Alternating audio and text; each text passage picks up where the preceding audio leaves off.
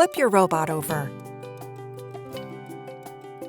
Use a screwdriver to remove the edge sweeping brush. Loosen the 4 screws securing the bottom cover.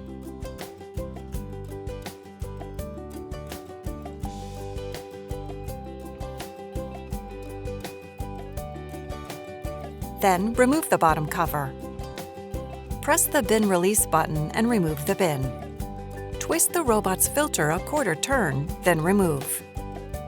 Lift off the 3 drip points.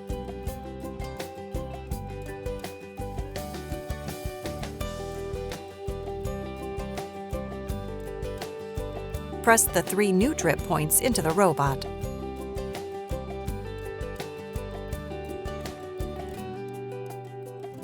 Install the new filter. Click the bin back into place. Replace the bottom cover and tighten the 4 screws, making sure the bottom cover is flush with all sensors. Replace the edge sweeping brush and tighten the screw. And that's it.